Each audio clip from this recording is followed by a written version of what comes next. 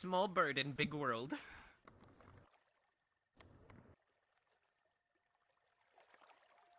Hello, everybody. I am Lavali, the legal champion and the savior of high. Okay. All right. Sorry. Wait. This isn't even the right model. Hold on. Let's see. What is the biggest ego? Sort by ego. List biggest. There we go. Hello, everybody. My name is Sean Chiplock. You may know me as a professional voice actor. I also go by Sonic Mega online. It's a pleasure to see all of you. And I'm here joining you all on Furality for the very first VR experience of my life, and it's in the form of a Q&A panel. So thank you guys very much for having me. Anyone else we want to introduce before I talk a little bit about myself? Or Well, thank you so much for joining us. If you have questions for Sean, please ask them in the special channel we've created in the Discord server or on Twitch. Yes. But thank you so much for joining us. No, thank you for having me. For those of you who aren't familiar, like I said, I am a professional voiceover artist. I have been living in California since about 2012, summertime. And I have been doing this I started in 2007, but I started doing it full-time professionally in 2013, and I have been so humbled by the opportunities that I've had so far. As you may know me as the voices of Rivali, Teba, and the Great Deku Tree in The Legend of Zelda Breath of the Wild. Recently I got to announce that I was Diluc, what was it, the Dark Knight of Mondstadt or something like that, or I think it's something like that. In Genshin Impact, Subaru Natsuki in ReZero, Season 2 has been airing throughout the last couple of months, and I'm super proud of my stuff in that. Kiyotaka Ishimaru and Danganronpa, or as I like to call it, Dang It Roomba. What else? What's the other really big one? There's always one that I forget. Hummel and East 8 members. Guido Mista and all 6 of his bullets in JoJo's Bizarre Adventure Golden Wind, which just wrapped up. So, yeah. But I'm very happy to be doing this professionally. I'm super happy to be able to interact with communities like this, whether it's, through fan art or just interactive events like this. And it's something I hope to be able to do for the rest of my life. So thank you for having me, and I hope I can answer all of your burning questions in the process. Yeah, well, without further ado, let's get started, shall we? So... Exactly. A cough. Okay. So we've got a few questions here from Discord. I've got a lot of people asking, when and where did you start with voice acting? And if you could give one essential piece of advice for aspiring voice actors that they don't typically hear, what would it be? Don't. So that's not going to make a lot of sense until I extrapolate on it, and I'm answering the second part of your question first. But when a lot of people say, what's the main thing I need to know in order to become a voice actor, and when I say the word don't, the whole point is how you respond to that question. Because if I say don't and you go, oh, well, okay then I've already saved you the trouble of trying to get into voiceover and all the time and effort and cost and stress and rejection. Whereas if your response to don't is, why would you say that, or that's not what I'm looking for, then you might be on the right track.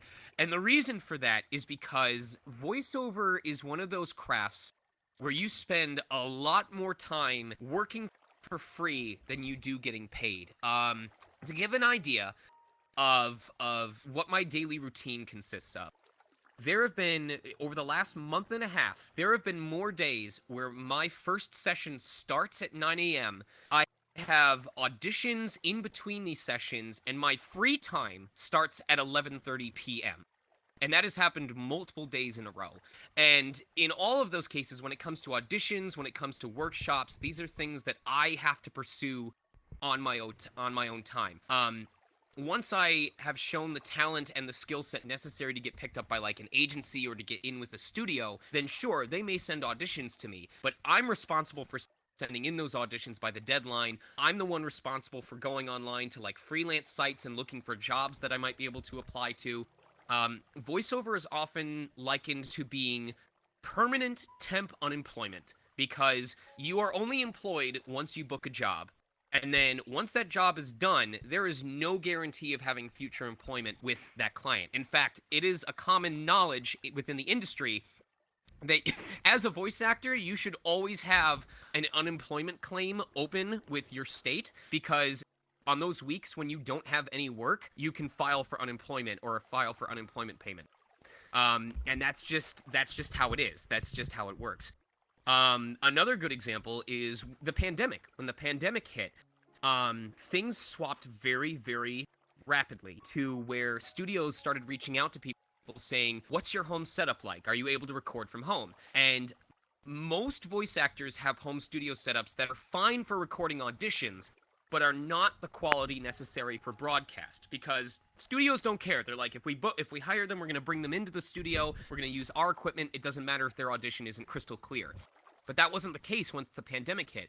So over the course of a month and a half, I had to scramble to make $3,500 worth of upgrades to my home studio for no other reason than hopefully clients will find it good enough to let me work from home. Now, it worked out in my favor, but I can tell you right now, most voice actors just starting out don't have that kind of money sitting around. So I could go on about this for another 10 minutes, but I want to make sure we get to other questions. The whole point is, voiceover and the craft of growing as an actor requires so much practice, so much time, so much effort, so much money. I keep getting off my chair because I'm so, like, invested in this.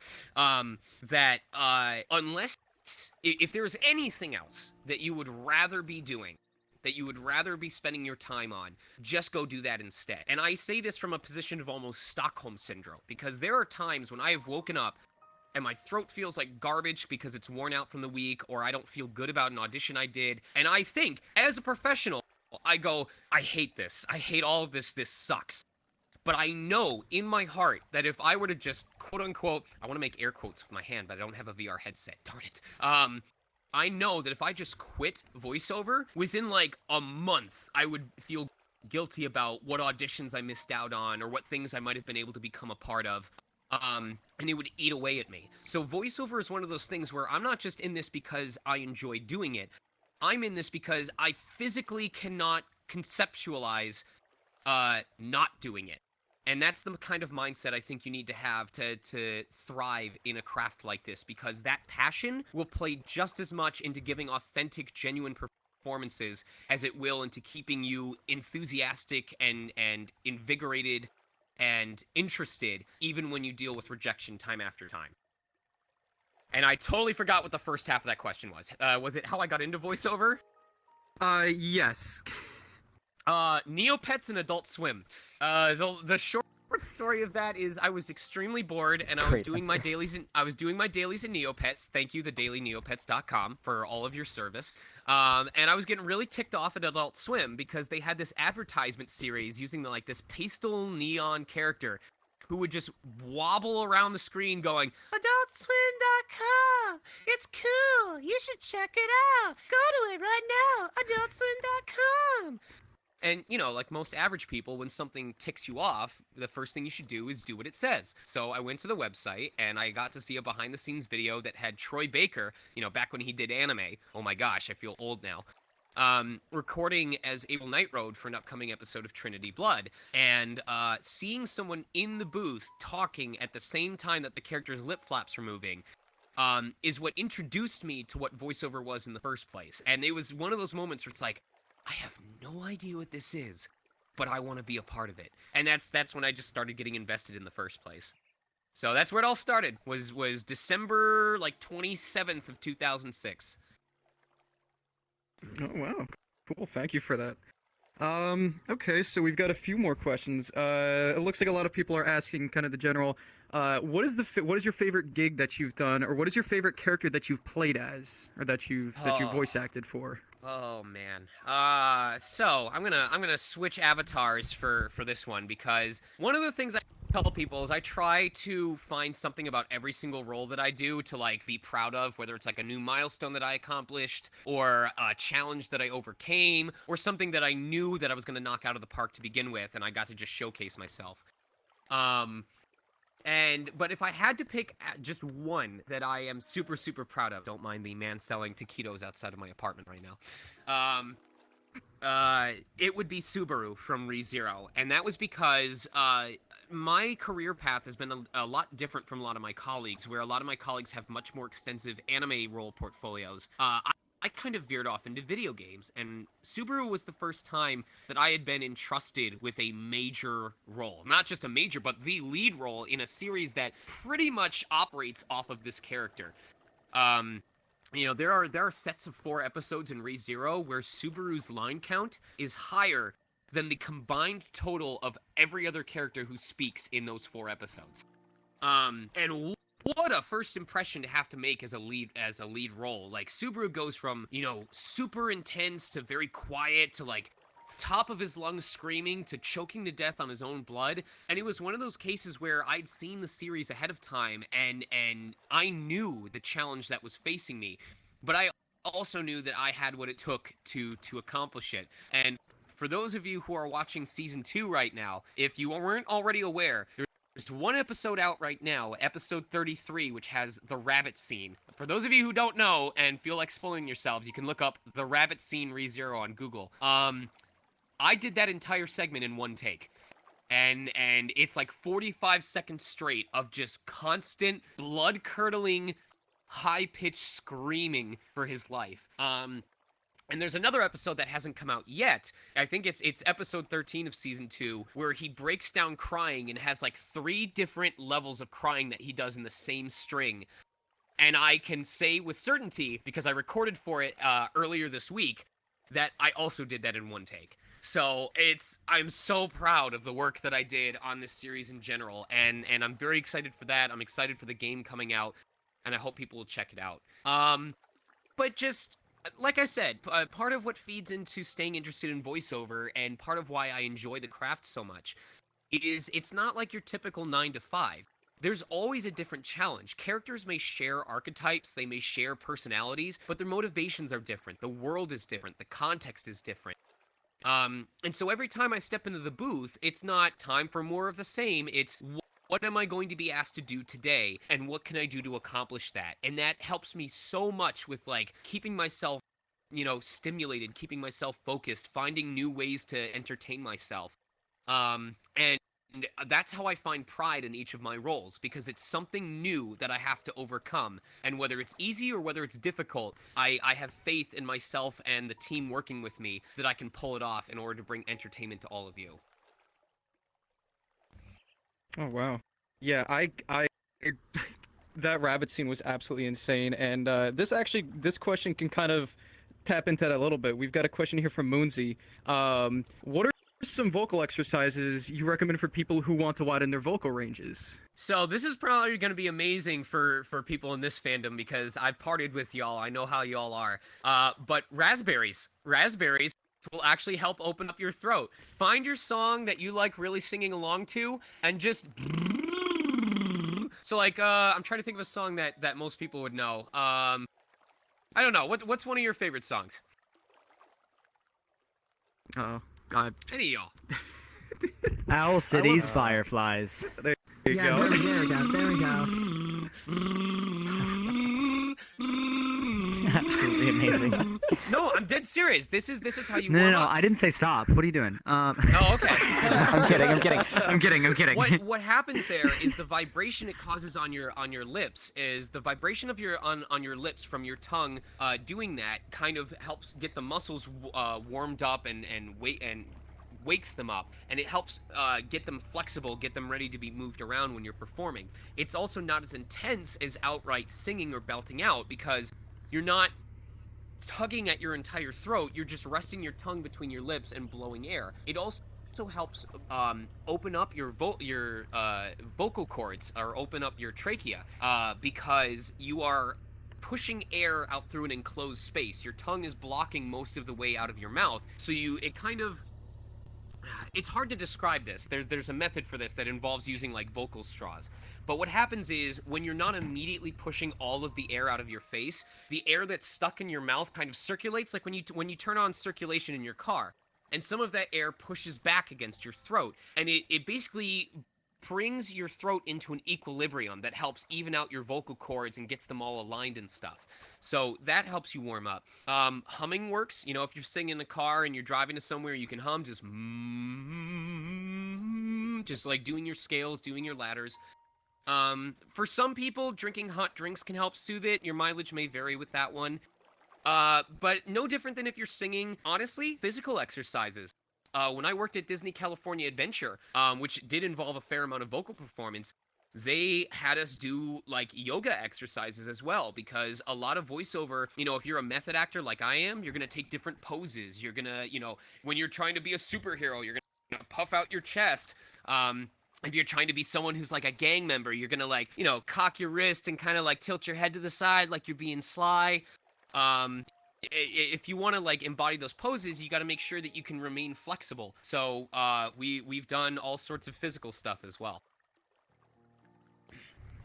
Gotcha. Let's see. What do we got next here? So I've got a question here from Tatterwing. What is the next venture that you're hopeful to have, and why? If you're able to share something with us. You mean like venture in terms of voiceover, or? Venture in terms of like voiceover, voice acting, next gig perhaps. So, let me mute my phone real quick. There are 2 projects that I cannot talk about yet, but I am very, very, very, very excited to get to share with people. One is because it is a vocal or a voice type that most people do not know me for. Like, a lot of people were very surprised when Mortal Kombat came out, or Mortal Kombat 11. And I got to announce that I was the voice of Noob Saibot. But this is one of those rare cases where most people hear me talking this high-pitched, enthusiastic voice. But this time around, I got to be someone who's very sly and very calm. And it's gonna throw people for a loop, and I'm very excited.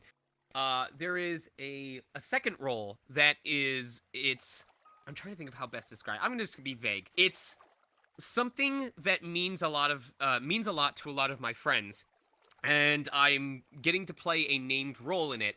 And so I'm very excited to get to embrace that part of the franchise. And it's so hard to be able to talk about these things when you're still under NDA. So that's really all I can say about it. But what I tell people is keep tabs on my Twitter, which is Sonic Mega. As soon as I'm able to announce anything, that's the first place I say anything. But once that news comes out, I'll be totally public about it. I'll answer any questions you have about it that I'm allowed to answer. I think the other part of that was other ventures. Oh, I've told people for a long time. I don't know if anyone here on the staff is familiar with Etrian Odyssey. But Etrian Odyssey is one of my favorite dungeon crawler series of all time. And my life goal, my dream, is that I will be able to be in a future Etrian Odyssey dub as just a male voice type.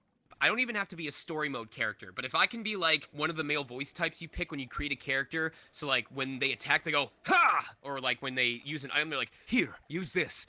It would make my year. It would make my life. So that's my goal. If any of you are in touch with people who work on that series, pitch me. Well, hopefully they hear this. But let's see. We've got another question here this is Killer Girls. Do you have a favorite voice line from playing as Shin in oh god, I can't even pronounce this. Dorohedoro.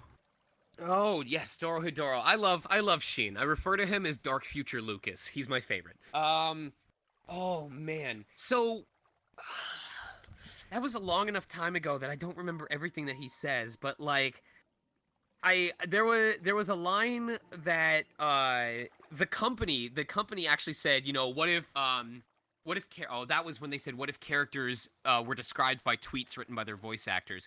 I don't know, I just remember like the scene where he gets into a fight with a guy and he's like, please don't fight with me, don't piss me off, and the guy comes after him, so he just launches his hand and his fist through the other guy's chest, and he's like, I told you this wasn't gonna end well for you. And it's just like, I love that kind of calm confidence where he doesn't make a big deal out of ramming his entire arm through someone's chest cavity. It's just like, I warned you, bro. I warned you about fisticuffs. Chat's freaking out a little bit right now. I was Sheen in Dorohedoro. It was my first gig that I had with that studio. I think it was the same studio that did Beastars, so that's kind of my 2 degrees of separation from Jonah Scott. Which, by the way, speaking of Jonah Scott, he was in Twitch chat for a tiny bit.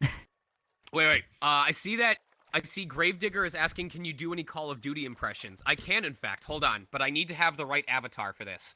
All right, here we go. You guys ready for this? This is my Call of Duty impression. How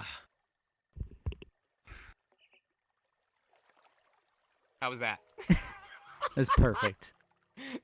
Absolutely Excellent. perfect. There you go. All right, next question.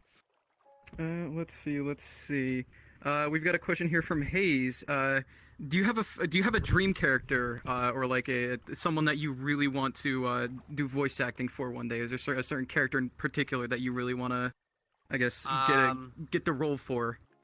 I would love to be, like I said, in Etrian Odyssey. I would love to voice even a minor role in Beastars. I want them to relocalize Solitarobo, and I want to voice Red.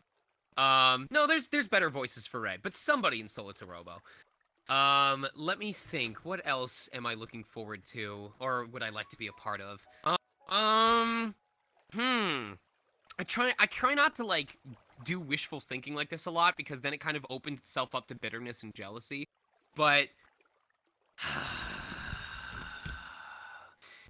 I don't know. Maybe when they finally release when they finally announce the Gen 4 remakes for Pokemon, maybe those will have voice acting, and I can be something in there. I want to be Volkner. I know that's kind of like what's the word? Greedy, because I already voiced Nanu and Seabold in Pokemon Masters. But a guy can dream. I want to be the Luxray man. Gotcha. Hold on, let's see Goggles here. the Human. Hold on, Goggles the Human says, I want to hear this man sing. Fighting gold, those are the only words I know. Sorry, that's it. That's all you get. Absolutely beautiful. Let me see. So we've got a question here from Sketch Foxkey. How was it working on Team Danganronpa? Having voiced two characters in complete different ranges in the same series, how did you adjust your tone per character? Okay, so first of all, I want everyone to know that I don't speak on behalf of everyone, but I know at least a couple people who recorded for this game and were like, this was a fun little niche game that no one's gonna ever hear about, and we had no idea. We had no idea how big that series was going to get in the West. We were unprepared for what Tumblr was going to reap upon our souls. It was quite the experience. It was also interesting voicing both Kiyotaka and Monotaro because Kiyotaka was an example of earlier in my career where my range wasn't as wide as I would consider it to be right now. So I was just operating straight out of my wheelhouse. As you guys can probably hear right now, I'm very good at being loud and a little bit obnoxious. And so playing a straight-laced character like Kiyotaka Ishimaru was very easy. I just had to be very focused and have my eyes, focused the entire time and raise my volume by 50%. My name is Kiyotaka Ishimaru. I hope you'll join me in my educational crusade. So it was very just right in my wheelhouse. I didn't have to change very much. And it was easy to get in character for that. Monotaro was a part where I developed his character by adapting the voice I had for a different character. So I'm hoping at least some of you here from the Fur Fandom will recognize these characters, but way back when, I used to do these voices for two characters named Sheen and Fatigue for this series called Bedfellows. And fun fact, Sheen actually was my inspiration for, or I used his voice as a base for Teba from Breath of the Wild. Because I'm gonna wait for my double introduction to go away.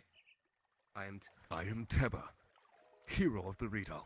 Anyway, so Sheen is just like angry all the time. He's just mad and he hates everything in his life. and I was like, Sheen's kind of like Teba, except Sheen takes his anger, or his gruffness comes from anger and vengefulness, whereas Teba is more like concern and bitterness because he wasn't able, he lost his ancestor to Windblight Ganon. So I said, what if I take the anger that Sheen has, and I just made it solemnness instead, and that's how I came up with the voice of Teba. And that was really cool. On the other hand, When I have fatigue, someone who's very joyous, who's very, exciting and everything else, for Monotaro, all I did was I took the slight British accent that fatigue has, and I took the accent away so that he's talking he's using a regular American accent instead of English, and then I make him just a little more staccato. I don't make him sound like he's all there, like he might be a puppet being operated by strings. and that's how you got the voice for Monotaro. So it was a case of how by taking an established character voice and just changing one or two small things about it, whether it's an accent or how you deliver the words, you can create an entirely separate character. Oh wow, cool. Okay. I know we're gonna switch over to Twitch chat here. Sorry. Can I ask a Speaking of which, question? since we're Yeah, switching over to let's Twitch ask chat, let's vominos over here. We'll take a nice little. I wish you could sit on these. Does this work if I crouch? Does it look like I'm sitting on this if I crouch? Nope, that doesn't work. How does it? Does this look Sean, bad? you are a treasure. Come a little forward. crouch on top Maybe you of can it? get on top. Who knows? Yeah, let's try it. Let's try that. Beep. There you go. Now I just look like I'm like posing for like. That doesn't work. Here, entirely separate character. Operated by strings. Now I just look like I'm like Do you mind if I ask a Yeah, question? go ahead. Oh, what'd you do, Flamey? For your career in what's wrong, Flamey? Is this stream I okay? can- Yes. Yeah, I can hear you. For your career in voice acting and stuff like that, how much of it do you think is like a networking with like other voice actors and such like that, and then how much is it is the opposite? It's where you're just alone and solo and practicing, and like what is the balance there entirely, or is there So like not a lot of balance there? Is it not even a lot of networking? Like I wouldn't even know. No. There is a ton of networking involved, and Good. it works both ways because networking and referrals can get you like in touch with people you otherwise might not have the chance to interact with. But networking also reflects your behavior and your personality. If you do things that either violate contracts or make people not want to work with you, word spreads very quickly. Like, the voice acting community is a lot smaller than people think it is. And I'm sure anyone that's been like, hey, I see a lot of the same people in a lot of projects together. It's an indication of just how tight-knit the community can be. And I don't mean that in an elitist sense. I mean that everybody looks out for each other. We lift up the people we're supporting, and the people who, like, try to, like, make our industry look... I need to choose my words carefully, because I don't want people to get the wrong impression. If you act in a way that is irresponsible and unprofessional, don't be surprised if people stop wanting to work with you on a grander scale. So let's talk about the positives. So I see myself as someone who I have a lot easier time interacting with communities than with colleagues. Part of that is because of how busy I am, and I'm very grateful for that. Part of that is just because I tend to be very introverted. But the fact is that working with my colleagues has benefits in that it builds a synergy, it builds relationships, and part of putting a cast together is finding those synergies and those vocal chemistries between characters. You know, sometimes the reason why you might not book a character isn't because you weren't a good fit for it, but because you sound too similar to a different actor who's always playing this other character, and they want something that sounds different. But it also leads to cases where, like, sometimes there are projects where an actor's already working on a project and the client will go, hey, do you have anyone in mind for this type of character? Because, we're having trouble getting someone right for the role. And the actor might go, oh yeah, so-and-so might be a really good fit for this. There was one time where I had done a project for Nexon. I think it was Hyper Universe or something like that. And I had ended up getting in a conversation with the director about MapleStory, and I was just talking at length about how much a fan I was of MapleStory and all the time I'd spent playing it. And when MapleStory 2 was getting developed and they were holding auditions for the English dub of that, my understanding is someone at Nexon went, hey, you know who we should send auditions to? Chiplock, because he knows this game like the back of his hand. He's always been a really big fan of it. I feel like he could bring some real energy to this project. So that was literally a case where what gave me the chance to audition, and I did book the role. I booked the male berserker in Maple Story 2, was literally just someone from the company going, I feel like Chiplock would do really well with this type of project.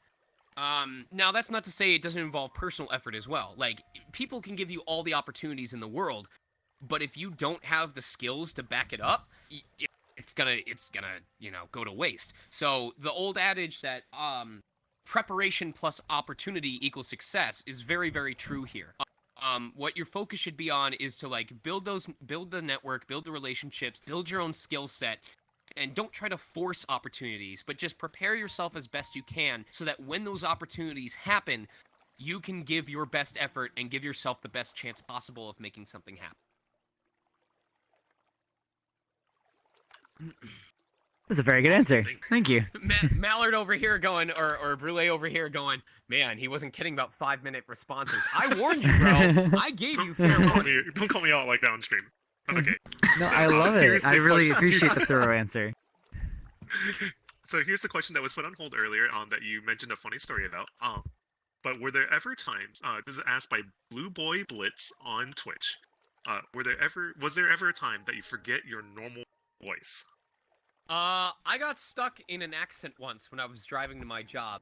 I used to work at Stanley Security, and there was one time that I got on the phone with my wife, and this was like at like 10:30 at night, and I'm like, yo, what's going in his house? I'm driving here on the highway, about to go to my job. Just thought I'd say hello and I love you. And like, and she's like, are you having fun over there? And I'm just laughing and like talking to her like that. And then about 10 minutes later, she's like, okay, well, I'm gotta go pretty soon, so I love you, have a good day. Can you say I love you back just as yourself? And I tried.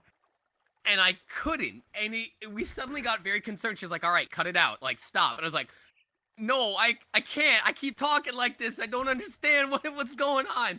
And it took like an extra 15 minutes of just like practicing talking like myself before I stopped falling into like that dialect. And I learned from that experience. So that is probably the only time that I forgot my own voice, but, what's also interesting is I don't even know what my regular voice is, because when I'm very excited, very, enticed by something, my pitch goes way up, and I sound like head voice like this, but, like, if I'm really tired and I'm just kind of, chilling with friends and, like, leaning back, then my voice will go way down into my chest, like, down here, almost kind of like Matt Mercer, and so the difference between sounding like this and sounding like this is like night and day. So if you ask me to say what is my normal voice, I have no idea. I'll just be like, this is my normal voice. Ask your next question. Okay, I have another question. Red Seeds, 0001. How did you get into the furry fandom? So, oh man, there are stories. What's the statute of limitations on impersonating somebody? There's a story behind this. That is a good question. So there was a convention in Michigan that doesn't exist anymore.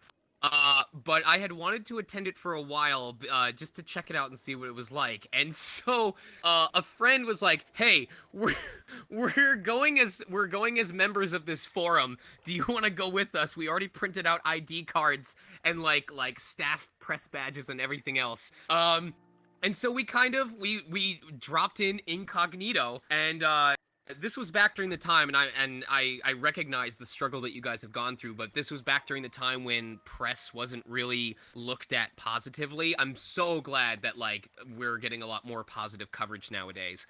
But this was back when they didn't really look favorably upon the press, so we weren't able to stay there for very long. But in the time that I spent there, I really enjoyed just seeing the creativity of like the artists in Artist Alley and everyone running around in their cosplay and their OC costumes and their fursuits, and it's just a mix of things. It's for a long while I tried to use my my career as a way of giving back to the community. Whether it's through stuff like Dust and Elysian Tale, or Freedom Planet, you know, where I voiced Spade and Dale, and now, of course, Breath of the Wild. I can't even begin to express my appreciation for the community when it comes to Breath of the Wild and the Rito OCs that I've seen around the internet. And I've also used it to help out with projects that are directly furry related. If any of you are familiar with Clace Husky and the project Winds of Change that came out last year, that was originally going to be a text-only project, and I'm the one who reached out to Clace and said, hey, I don't know if you ever considered adding voiceover or if you have a budget for it, but I would be more than happy to help you out with even like just a basic sound effects, like emotive sound effects. So like when a character has a happy line, they go, something like that, where they're not fully voicing the line. And Clace tried it out and got so enthusiastic about it that he changed the game from being just text to fully voiced, beginning to end. So I helped with the casting of that. I got to voice a few roles in that as well, as both Sovi and Pro. I've helped out with projects like Kemono Mahjong, and a lot of other games that are furry focused. And I really, really enjoy that it gives me the opportunity to not just actively contribute to the community through the projects that I'm a part of, but also get involved with you guys, like whether it's hanging out or going to the conventions or going to the parties. Because I gotta tell you, the drinking floors that you guys have at some of these cons are the best fun I've ever had. It's insane how well you guys know how to party. And just, okay, this is gonna be really weird, but just hear me out. The level of positive male physical interaction that happens within this community is unheard of. Just in general. You know, as a guy who has plenty of LGBT friends and LGBT allies, and as a guy who deals with some of the challenges of being male in the first place, the freedom that happens at these conventions when it comes to just having, you know, consensual, active, encouraged, and embraced physical contact, whether it's hugging or cuddling or just, you know, casual petting or something like that, is not something that you see in a lot of society as a whole.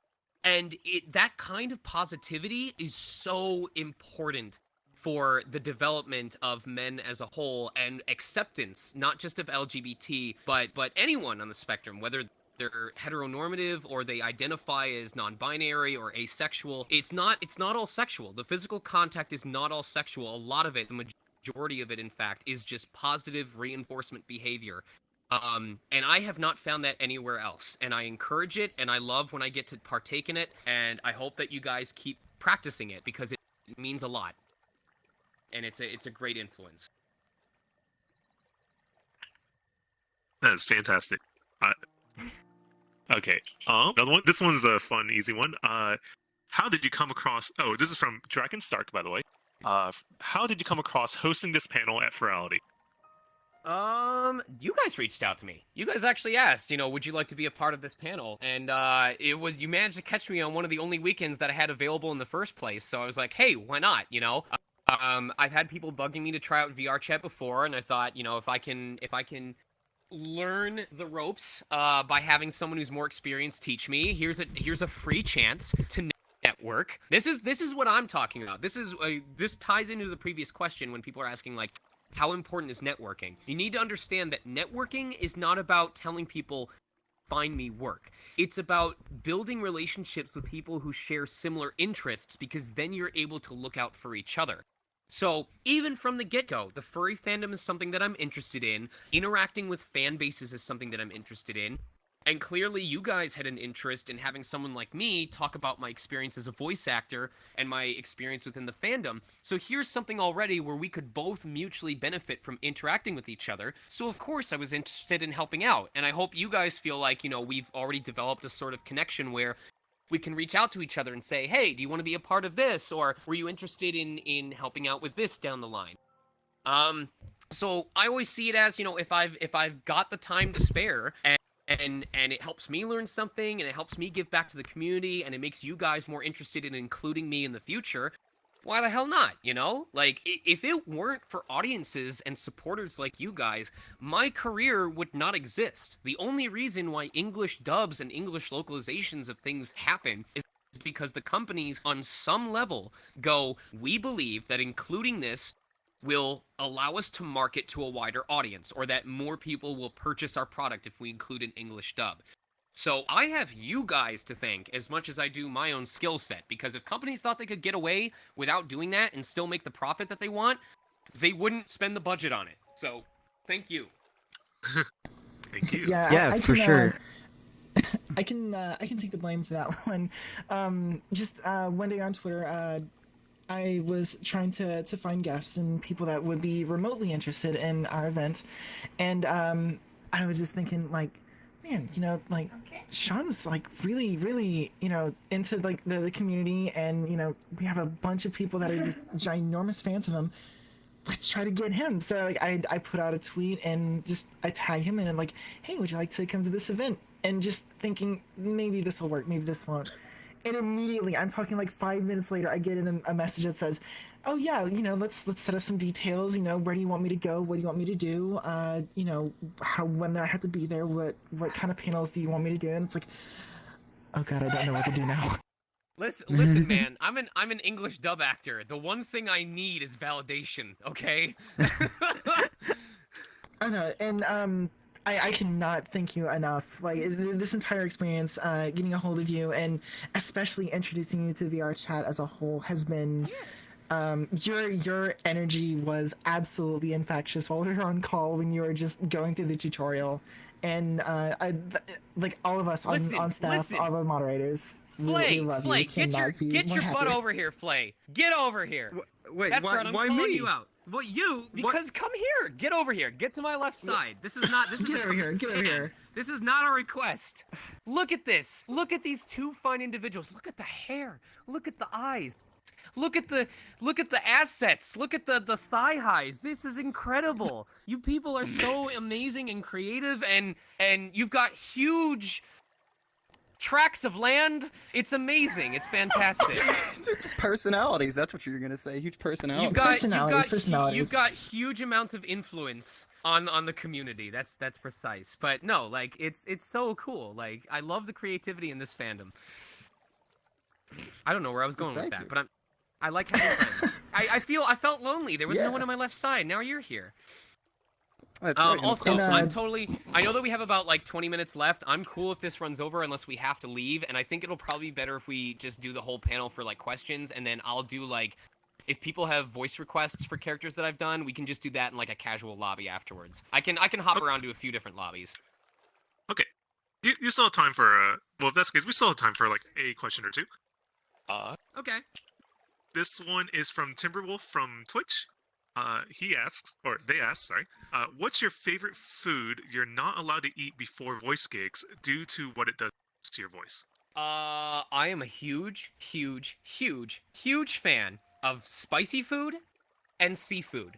And the two things that run right through my digestive system are spicy food and seafood.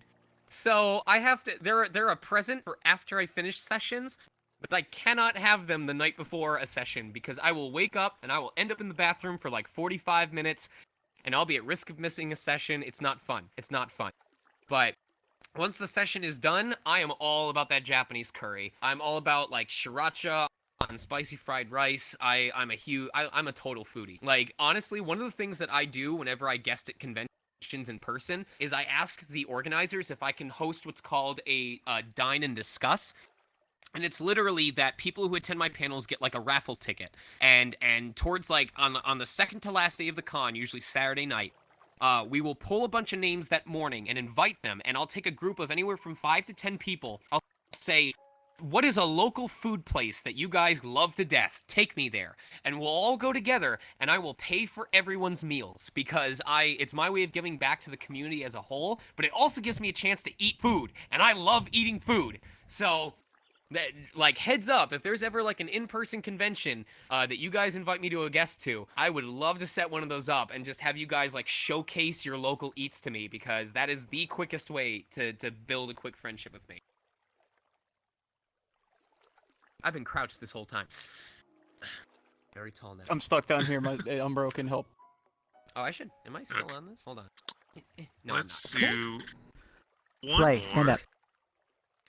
I don't know how it's broken. Let's while you find it, let's can't. move over. Let's Just stand. It's VR. Just from- stand. Yes. Just stand, bro. Yes. It's broken. I have no idea. There we go. I can finish this interview in my purest thing is in form, mode. my best form. There, Okay. there, go. Let's Perfect. see. I got one final question. This is from Vori. It's not what you think with the name. They go. Darn, I was Ever hoping just we'd go get some through a drive- entertainment in here. Ever just go through a drive-through Ooh. using one of your voices, or just do a whole day with the voice of like Noob Saibot? Doing the entire voice of Noob Saibot for a whole day would destroy me beyond repair. I would end up having to go on vocal rest for a day or two after a 2-hour session as Noob Saibot because it involves such a violent vibration of my throat. However, there was a time where during college, I was really bored and really hungry. So a group of friends and I drove to the McDonald's that was open 24/7 because that's one of the things the Midwest is good at is having places that are open 24/7.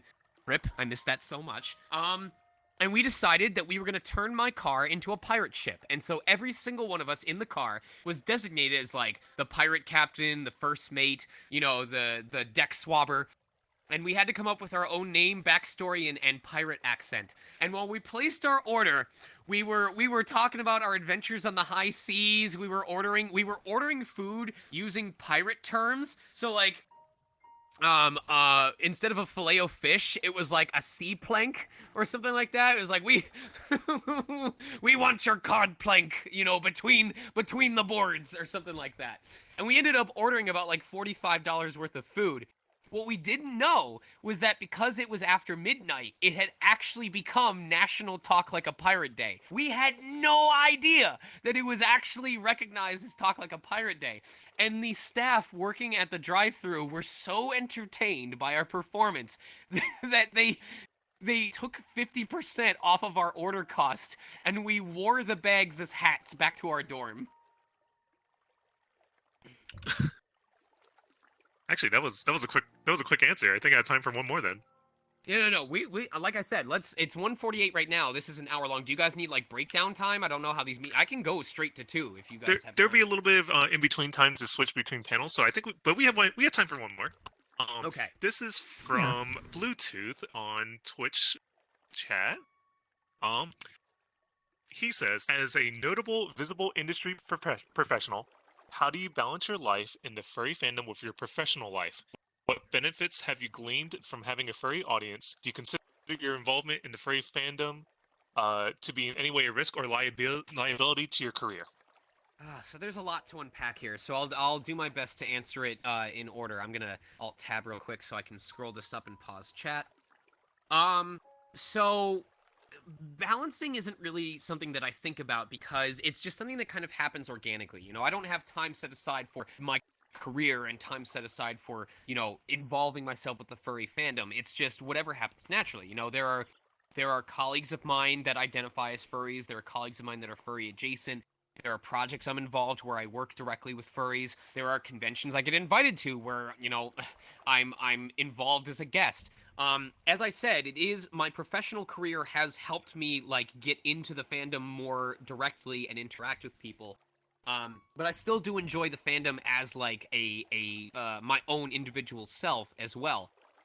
So, you know, I'll make time to go to conventions even if I'm not guesting. I was a frequent visitor to Biggest Little Fur Con. I am a lifelong member for Furry Week in Atlanta. I love going to to MFF. MFF is a little overwhelming for me, but it's still fun to just catch up with people who I normally wouldn't get to see otherwise. But outside of those, you know, a lot of what I do, I lurk a lot more than I actively post. You know, I love sharing art. You know, I love, you know, sharing the work of creators. I'm trying to think of another good example, but it's just these small interactions like right now, like working with you guys. What benefits have you gleaned from having a furry audience? To be honest, I don't think most people know that I'm like involved with the furry fandom.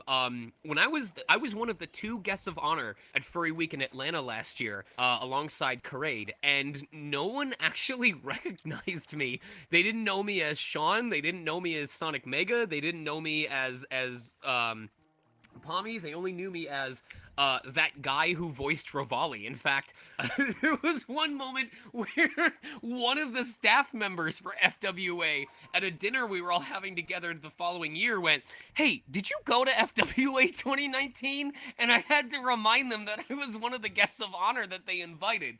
So, you know, that's one of the things I'm hoping that organically over time, as I get more involved with the fandom through the projects that I do, that maybe more people recognize that, you know, it's like the astronauts in space. It's like, wait, you're involved with the fandom, and I cock the gun and go, always have been. But I'm hoping that people realize that I totally support you guys, and I want to see the community grow and become more mainstream. Not just for the sake of you guys getting the respect and admiration that you deserve, but also so I can see more creativity from the fandom getting put in the spotlight. Like, I know there's some projects. There's a lot of people who grew up within the fandom that are now working on things that are mainstream, like Ratchet and Clank. And I'm very glad to see that influence starting to as Song Redwoods point at me like, I know what you're talking about. And I love that it's finally getting to shine in the spotlight. Now, the last part, the interesting part, do you consider your involvement in the furry fandom to be in any way a risk or liability to your career? This is going to be a very good point to lead off of, because there are two very important parts. There's knowing what is worth sharing, and there's knowing how to share what you share. The first part is, obviously, there are aspects of the fandom that are totally harmless, that are super cute. You know, there's art that I'll share all the time. And I'm sure that there's people in this audience, on this staff, who have aspects of the fandom they enjoy that maybe they don't want to share with the public on a regular basis. And it's about having the forethought to understand what is reasonable and professional to be open about. And it's not a matter of, you know, being accepted for enjoying or for being having that as a hobby or as a preference. It's about what's appropriate to share with the public at large. And that's just being part of being mature and being professional. But the other half, and this is the part that's very important for you guys as individuals, is how you present yourself when someone asks you about something that you're interested in. And the case in point is, I'll just throw an example of bringing up going to a convention. Like if someone says, "Hey, you know, where were you at last weekend?" You're like, "Oh, you know, I was at this convention." And they go, "Oh, what convention?" There's one of two ways people can respond. You get the people who go, "Oh, you know, it was this thing called BLFC, you know, it was these people with animal costumes, and you know, I was just there to hang out with friends and drink, you know, I'm not part of that, you know, that's a little weird." And then there's the part of the people who go, "Oh, dude, I went to, it's this biggest little fur con, you know, these people that, you know, really enjoy anthropomorphic animals, and they dress up as like their creations, and they have these awesome parties." How you respond to questions people ask gives them social cues on how they should be treating you. If you act shameful or embarrassed in your answer, you are giving them the cue that what you are talking about is something that you should be ashamed of. And it kind of teaches them that they should be shaming you for it. Whereas if you act confident and you embrace it, and you talk positively about it and how you've had fun with it, you would be surprised at the number of people who may not even be involved in the fandom who go, "Huh, that sounds pretty dope. Like, you should tell me about it sometime, or where can I find out more about this?" I know that on multiple occasions when I went to BLFC, was it BLFC or no? It was Further Confusion. Further Confusion would always happen during the women's volleyball tournament that was happening on the other side of the building. And I know for a fact there were volleyball moms who ditched their daughters to come drink with us on the party floor after the volleyball events were over. And the reason was because, you know, even if they gawked, some people's response would be like, "Hey, we've got a party floor at 6 p.m., come join us." And they would just totally embrace it. So be aware of your own physical behavior. If you act like it's something that's fun and enjoyable and welcoming, I think you'll find that a lot more people are receptive to it and treat it positively versus if you act embarrassed. So you have direct control over how people view both the fandom and your involvement in it.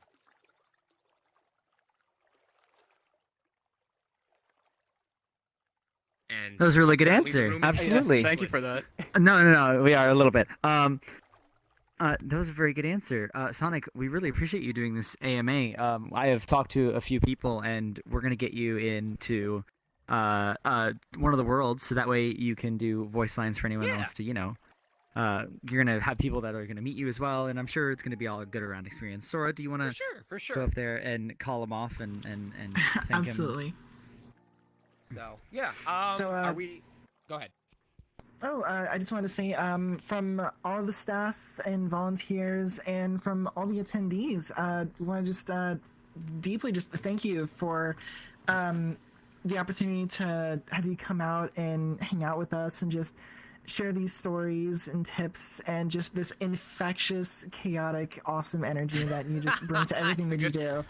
That's a good way to describe it. I hope it was equal amounts entertaining and insightful. I feel like there was good questions, by the way. Thank you for curating those. But I hope there was a nice mix of getting to just geek out about stuff, about both the fandom and my career, and also a nice mix of stuff that was just fun and stuff that was like really insightful and educational. Yeah, I think it is. There's always stuff that I want to touch on, like in industry, but I think you covered all the bases, and from the chats, it looked like everybody took away something and got a lot of questions answered, and really enjoyed the stories. Yeah. All right. So I guess we'll figure out a lobby we want to pop into. I can easily dedicate another hour. I thought this was going to go for 2, and I can answer more questions in a casual way. I can look into doing some voice requests, but let's figure something out. Yeah, absolutely. For sure. We have Furality instances dedicated to this already, so there are people already that's waiting cool. and ready to meet you, and it's all planned out. And no worries, Right. everyone knows Oh, to are we still join those still live right instances. now? Because I saw something in chat. Yeah, I wanted yeah. to correct if we're still live. Kazuma, just so you please know, do. Go ahead. I was in Dust as the voice of Sanjin, but I was not the voice of Dust. That was Lucian Dodge, who also is Yes. one of the main characters in Beastars, which you should also check out because it's an incredible dub. All right. Right. Yeah, and all of our attendees know to look at the worlds under the event panel. It's very easy to join, and we will obviously be traveling around it with you, Sonic, making sure everything is all good, and you will be able to meet fans and do voice lines and yada yada. So, again, thank you for coming, and this is a great AMA, and we are going to move on to the next panel. Thank you again, Sonic. Take care, everybody. Sean. What's up?